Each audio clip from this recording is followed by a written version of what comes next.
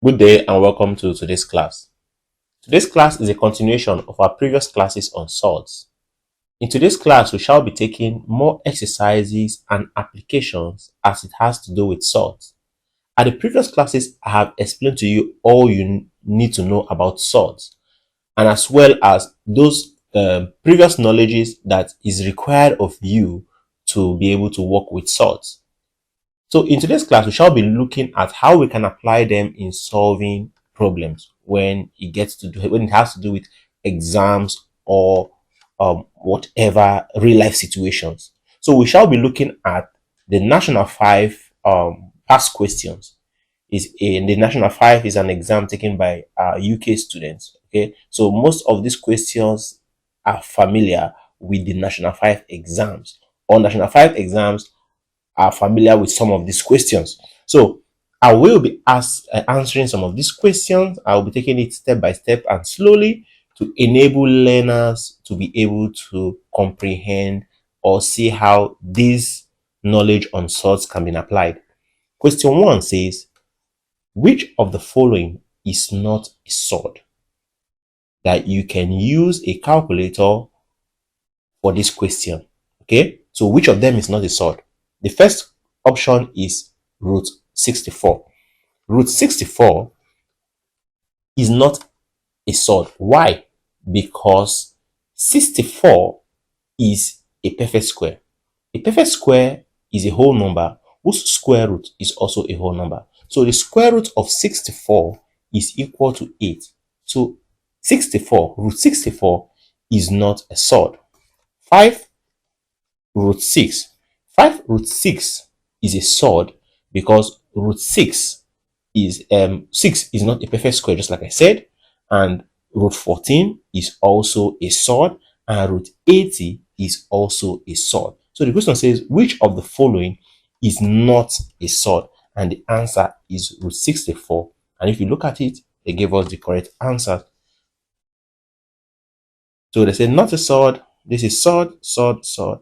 And the simple reason is based on what I told you. So in order for you to be able to solve questions on swords, you should also be familiar with problems or questions that have to do with perfect squares and square roots. Okay. So with my knowledge of perfect square, I was able to know that 64 is a perfect square while others are not. So let's look at the next question. The next question says, we should simplify root 50. Root 50 can be said to be equal to root 50. Try to express 50 as a product of two factors where one is a perfect square. So this can be said to be equal to root 25 times root 2. For 25 is a perfect square, and this is equal to square root of 25 is 5 times square root of 2 is 2. So this is equal to 5 root 2. So in its basic form, root 50 is said to be equivalent to 5 root 2. And is it there in the option? Yes. So our answer is A, and it's correct. Okay. So I don't need you to look at all of this, but this is just a proof. 3 says, when working with swords, which of the following rules are usually followed? Choose 3 answers. Which of the following rules are usually followed? Is it A? Is it B, C, or D? Now we should choose 3 answers. Okay. Now let's see.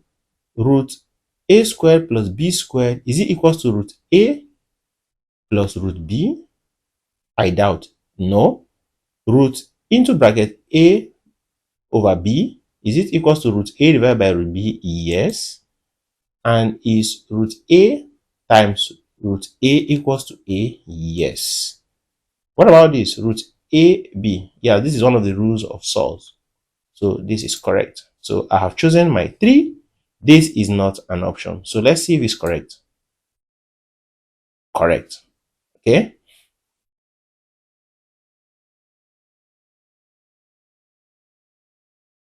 Next question says, we should simplify this. you have 2 root 2 plus 3 root 3 minus 7 root 3 plus 5 root 2. All you need to do is to collect like terms, okay? Like terms based on their irrational part. So you have 2 root 2 plus 5 root 2 plus 3 root 3 minus 7 root 3. I'm collecting like terms. So these two are like terms. I'll add them together and that will give me 7 root 2 and plus 3 root 2, 3 minus 7 root 3 will give you minus 4 root 3. So this is our answer. 7 root 2 minus 4 root 3.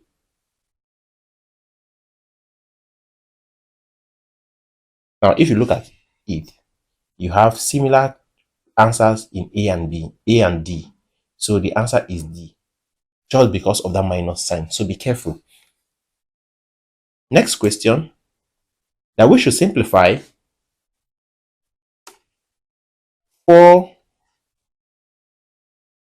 root 2 times 5 root 6.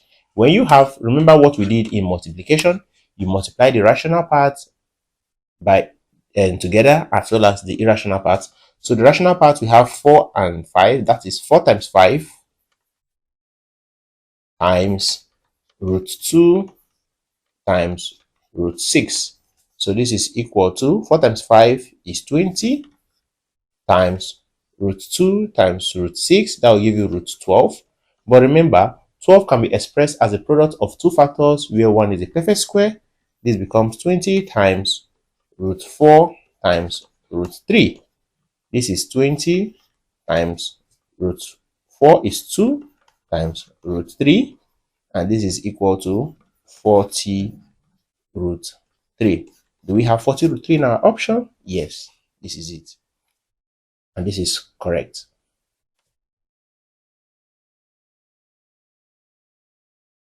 So let's go to the next question. Next question says, we should rationalize the denominator of 4 divided by root 10 by arranging the following steps in the correct order. One of the ways you can do this is to first of all solve it and then compare it with the options given because they are scattered, okay? So the first step to do is to multiply the numerator and denominator by the denominator, which is this, and this is equal to 4 root 10 divided by 10. 4 root 10 times root 10 is 10. So 2 is a factor that can divide 4 and 10. So 2 into 4 is 2. 2 into 10 is 5, leaving us with 2 root 10 divided by 5. You can't simplify it more than this. So we have to follow the first step. The first step is to multiply by root 10 divided by root 10. And that's what they have here. So this is the first step. The second step is we arrived at okay, so this is the first step. So you take it up and this remains the second step. Then you have 4 root 10 divided by this and this. Okay, so I've arranged it in the order I have solved it. So the first step is to multiply by root 10 over root 10, which they did here. The second step will give you this. When you multiply them out, you are going to have 4 root 10 divided by root 10 times root 10. Okay, that's the step I skipped. Then you simplify to have 4 root 10 divided by 10, and you simplify to get 2 root 10 over 5. Okay, so let's see. Yes, so it's correct. Okay, next, that we should rationalize the denominator also. So since this is a single term, you also multiply the numerator and denominator by the denominator, which is root 18. And this is equal to 9 root 18 divided by root 18 times root 18. This will be equal to 9 root 18 divided by 18, and this is equal to 18 into itself is 1, into this is 2. You have root 18 divided by 2, but 18 can be expressed as a product of two factors where 1 is a perfect square, and that will be 9 times 2. So this will give you 3 root 2 divided by 2. Yes, so our answer is said to be A, and that's correct. Next question says we should simplify 2 root 32 divided by 4 root 10. We can just move straight ahead to rationalize. That's by multiplying both numerator and denominator by 4 root 10. And this is equal to, this will be 2 times 4 times root 32 can be expressed as 16 times 2.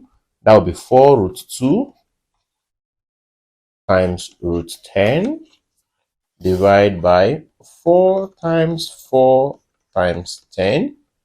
Okay, and this will go with this will go with this.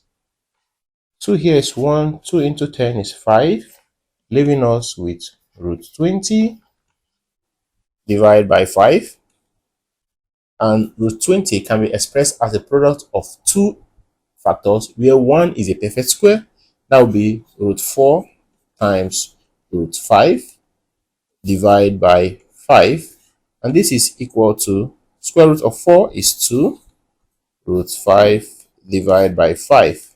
So this is our answer, as nothing can simplify further, and our answer is D. Correct. Yes, so that is what you will get. Let's move to the next question. So the next question says we should expand and simplify root 5 into bracket root 10 plus 4 root 5. What you have to do, okay, expand and simplify root 5 into bracket root 10 plus 4 root 5 by arranging the following steps in the correct order. All right, so you can look at the steps, or first and foremost solve it and then follow the steps. Okay, so the first thing to do is to use the root 5 to multiply every term in the bracket, and this gives you root 5 times root 10, that will be root 50 plus 4 times 5. So root 50 can be said to be 25 times 2, that will be 5 root 2 plus this is 20, and then you can factorize 5 into brackets root 5 plus 4. I don't know if they did it to this level. Okay, so the first step is for you to expand, which we did. After you expand, then you arrive at root 50 plus 20. Do we have anything like that? Okay, which is this. So this will be the next step. And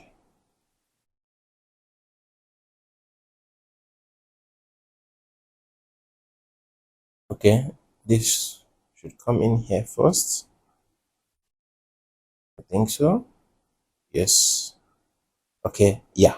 So you are going to have root 5 times root 10 plus root 5 times 4 root 20 root 5. Then next is when you multiply, you then have root 50 plus 4 root 25, and root 25 is said to be 5. That gives you 4 times 5. But root 50 also can be expressed as a ratio of two factors where 1 is a perfect square. That will be root 25 times root 2. Then when you simplify, you arrive at 5 root 2 plus 20. So this is the answer. Let's see. Correct. So let's move to the next question. Next question says, The diagonal of a square is 6 root 3. Now, if this is the square you're talking about, the diagonal, which is this, of the square is said to be 6 root 3 centimeters. We should calculate the length of